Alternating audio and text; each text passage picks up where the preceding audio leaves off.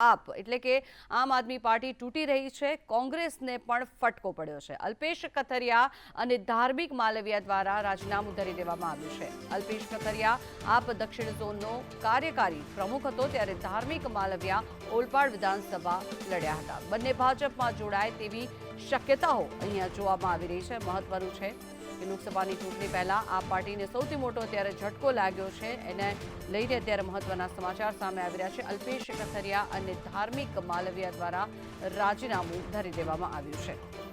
એક બાદ એક આ પ્રકારના સમાચાર જે સામે આવી રહ્યા છે, ત્યારે આ બંને લોકોએ જેમણે રાજીનામું આપ્યું છે તે બંને ભાજપમાં જોડાય તેવી પ્રબળ શક્યતાઓ પણ જોવામાં આવી રહી છે। લોકસભાની ચૂંટણી પહેલા જ આ પ્રકારે તોડજોડની નીતિ જોવા મળી રહી છે, ત્યારે લોકસભાની ચૂંટણી પહેલા આપમાંથી આ પ્રકારે બે રાજીનામા પડવાના કારણે થઈને આ પાર્ટીને મોટો ઝટકો લાગ્યો છે।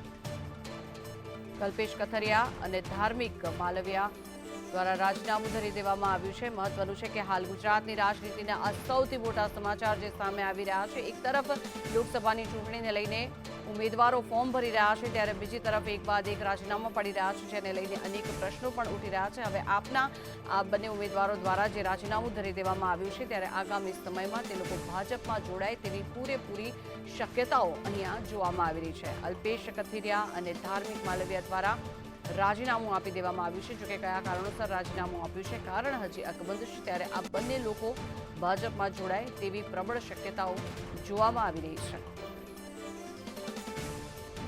લોકસભાની ચૂંટણીની તૈયારીઓ અત્યારે શરૂ થઈ ગઈ છે, ત્યારે આ પ્રકારે બે રાજીનામા પડ્યા છે। વધુ માહિતી મેળવીએ, સંવાદદાતા આઝમ આપણી સાથે જોડાયા છે। આઝમ, જણાવશો ખાસ કરીને અલ્પેશ કથરિયા અને ધાર્મિક માલવિયા દ્વારા રાજીનામું આપી દેવામાં આવ્યું, કયા કારણોસર આપ્યું રાજીનામું અને શું ભાજપમાં જોડાય તેવી શક્યતા?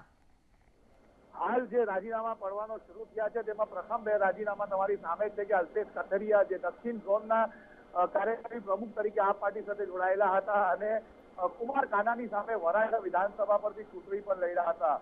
પાટીદાર યુવાનો માટે ગબ્બર તરીકે ઓળખાતા અને પાટીદાર યુવા નેતા તરીકે જાણીતા છે અલ્પેશ કથરિયા, અને સાથે ધાર્મિક માલવિયા જે છે તે મંત્રી મુકેશ પટેલ જે છે ઓલપાડના વિધાનસભા, તેમની સામે ધાર્મિક માલવિયા